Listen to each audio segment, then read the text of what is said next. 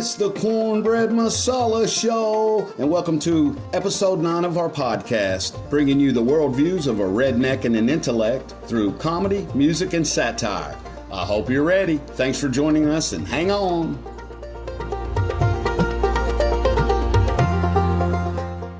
Greetings from south of the Mason-Dixon line in the heart of the bluegrass, and thanks for tuning in to episode 9 of our podcast, the Cornbread Masala Show. Brought to you by 859 Daily Grind LLC and the dynamic duo of comedy, Cornbread Masala. That's us. I'm Cornbread, that redneck with that southern grit.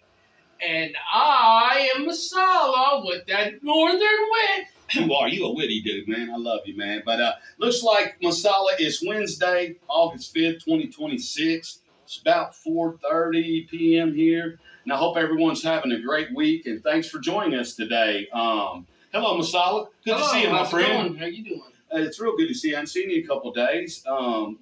We might as well put this out there. I don't know if anybody's aware. I think we spoke on the last podcast. We did. But Ben and I came up with a wonderful idea.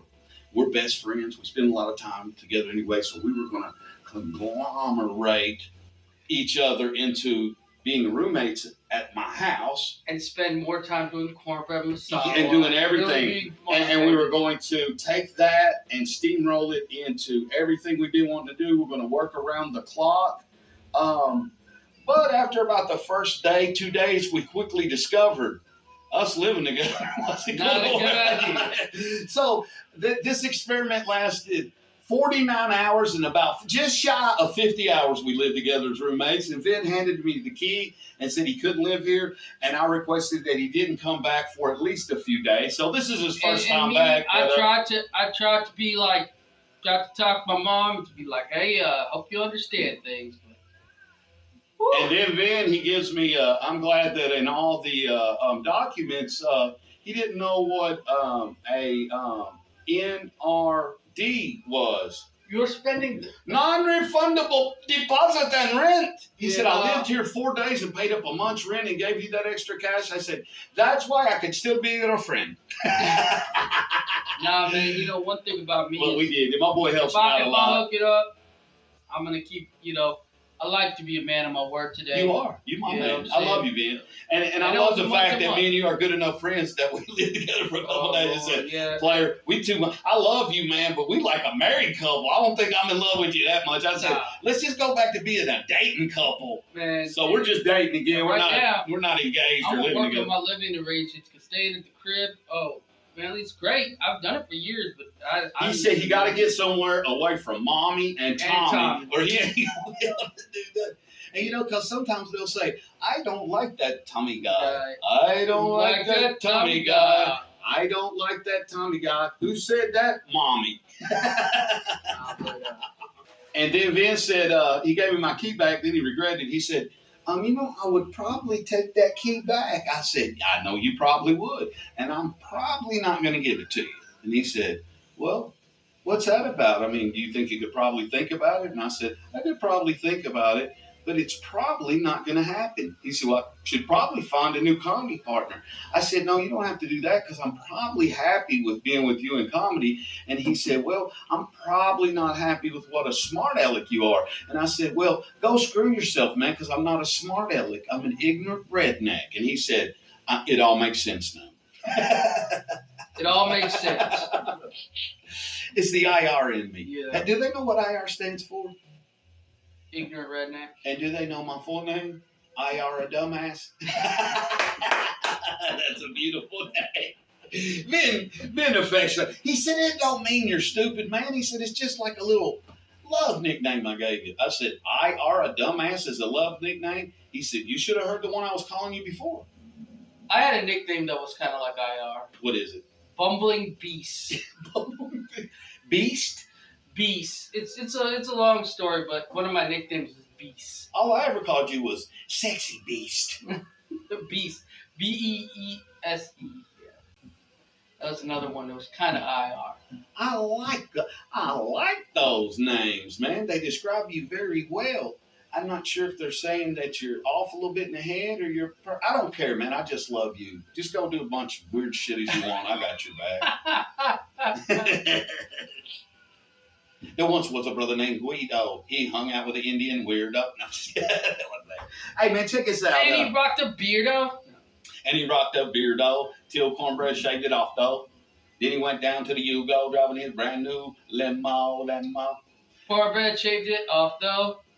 And his facial got a little soft, though, because he put lotion on it after it. And Vin liked the change. Man, here's what I'll say, man. I give Vin a hard time, and he actually has made it change a little bit because I'd asked him, I said, well, how do you meet all these girls that have big in front of their name? Like he dated Big Tina, Big Louise, Big Rhonda, and then he said, Cornbread, I'm dating a new girl, man, and she don't have big in front of her name. And I said, I'm proud of you, bro. What's her name? He said, Huge Tammy. That's got to be worth something. I just wonder, what is your fascination with making jokes about me being with? I have never seen Vin with a large woman. I've never seen him with an ugly woman. For real, I thought you might have seen me with some BBWs when I was like back in the day or something, like Big Beautiful Women back in the day. I have heard descriptions, and my humor's based off that. So I don't think saying you dated Big Rhonda, Big Tina, Big Tammy, Big Louise, Big Mildred, is too far of a stretch. But you want, I remember you said that's not politically correct. From now on, we describe your women, we need to use the term robust. I don't think robust is politically correct. I don't need it. Can I tell you? Look, no, man. See, here's the thing. Politically correctness has just gone way too out of control. And we're just joking, having fun. Can a man say anything in this world without somebody being, ooh, politically correct?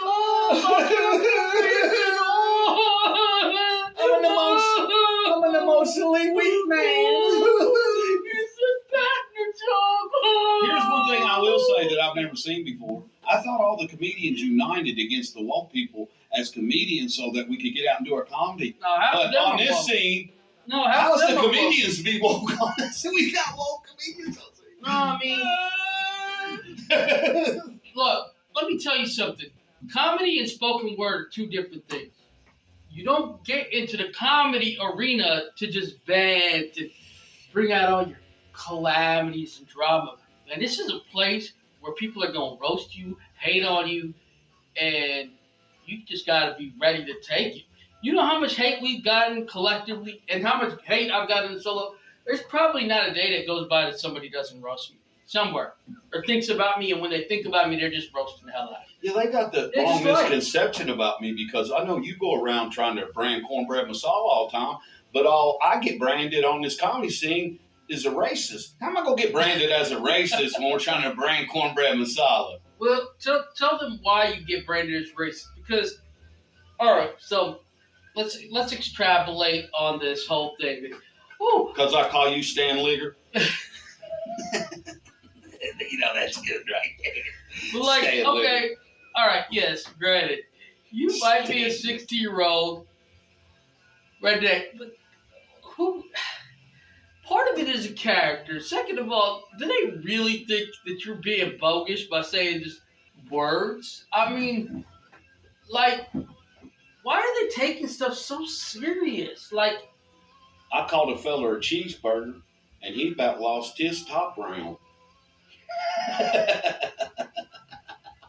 Hey, he used that N-word, and guess what? After he used that N-word, I can't have anything. I mean anything to do with him. He used it with the A, and it wasn't out of malice. He was being funny. I thought I was being funny around. You remember all the perils people go through. I love what Vicky says. I was right by him, and I've been called every racial slur you can think of, and I was not offended.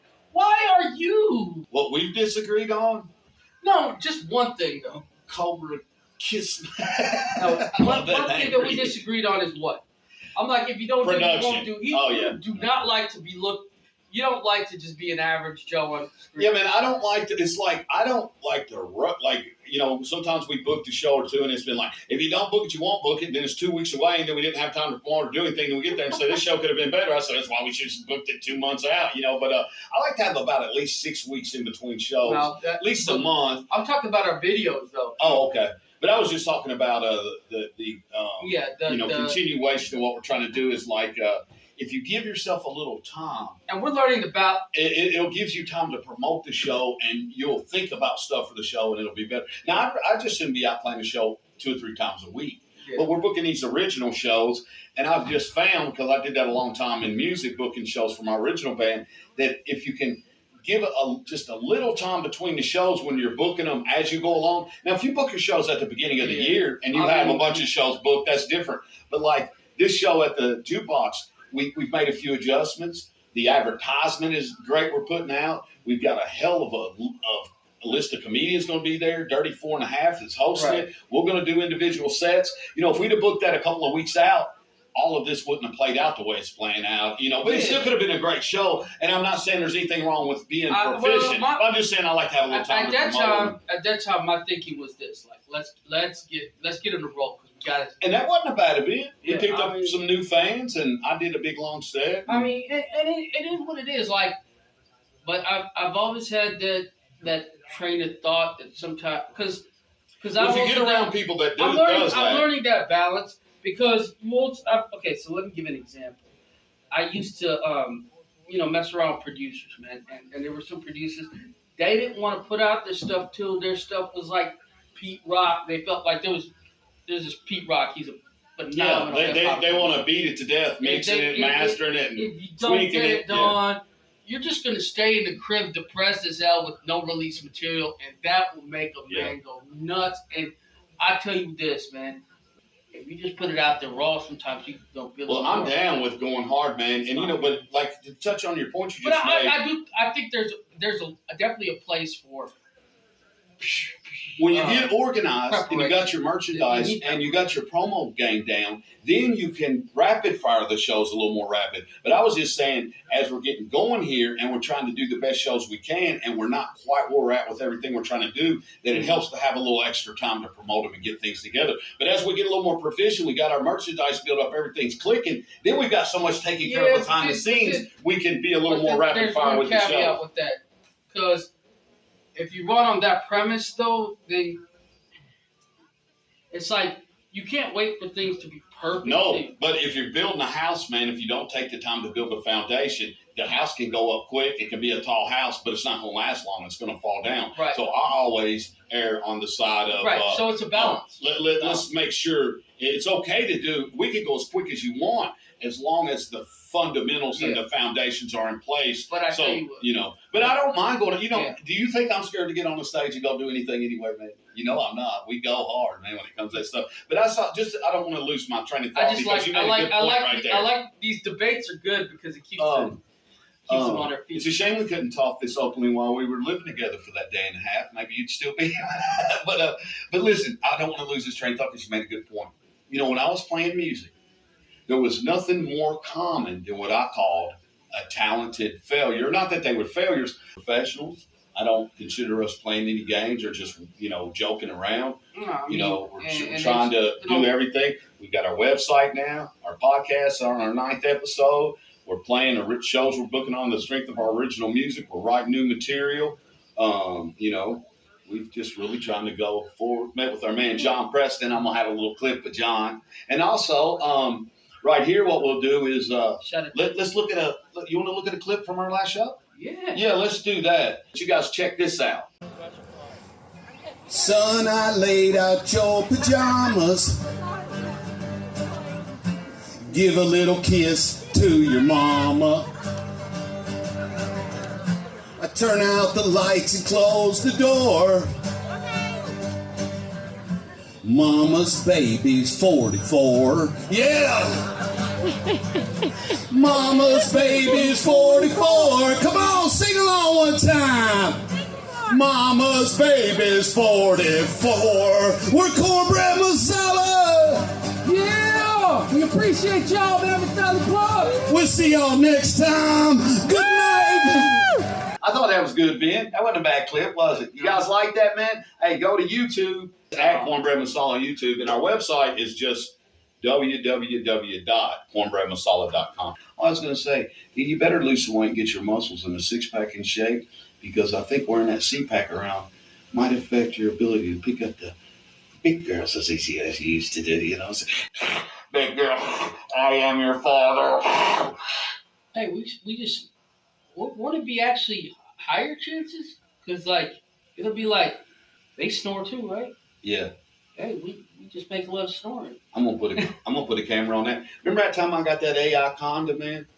Because Ben had been telling me, man, about, you know, he'd been describing some of the ladies he'd been with, and I've never seen any of them, but it was quite a visual. And I said, oh, it couldn't be that bad. So I actually you heard of those new AI condoms? They have video feed on them and audio feed. So I took one and I slipped it in Vin Cat's stash, and he hooked up this girl, and I got lucky, man, because that's the condom he grabbed. We had it on. He's about ready to do the deed, and I was going to say, let's see what he's working with here, what this woman looks like.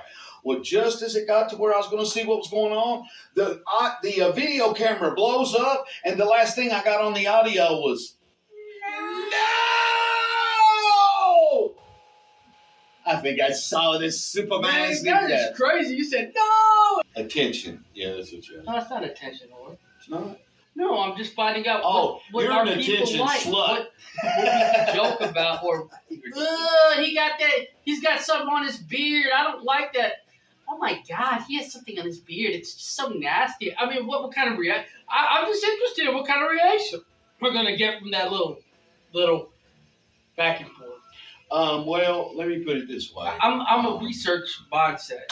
Let me put it this way. The fella told me one time, he said, look here, son. He said, here's your problem.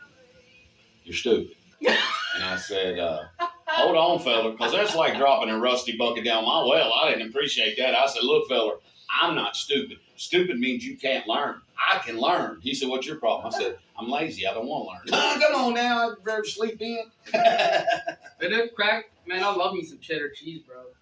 Cheddar cheese? Cool. You like white girls too, don't you? I like melanated. It took me a while to like, you know what?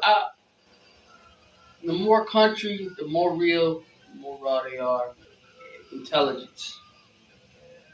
I got to wrap this up, man, for us, Vin Cat. I want to tell you again, I always like to shake your hand, man. Tell you it's always great talking to you. Absolutely. Always have fun with you. I enjoy you. We got to get this to our girl, don't we? But we're looking forward to next week. You know, I guess next week will be the 12th of August. We got a show coming up a week after that on that Wednesday night, August 19th at the Jukebox. We talked with our one of our consultants today. We got our girl Allison Lasky at 8th Floor Productions over here just working hard for us with all our promos and our podcasts. If you all need somebody to do your own videos or websites, you need to hit her up. 8th Floor Productions. Allison Lansky at 8th Floor Productions. And then very easy to work with. We're going to get out of here this week, man. We want to tell everybody, have a safe drive home, man. If we don't see you, hear from you, we'll be back here next Wednesday at 4:30. Anything to add, Mr. Masala? No, man, we're just taking it a day at a time, and, you know, we're making a lot of progressive strides. So. Let's get out of here, man. Much love, y'all. We'll see you next time. Another good podcast, Masala. Looks like we're out of here for August 5th, 2026. And don't forget to tune in next week at 4:30 for the Cornbread Masala podcast. See ya!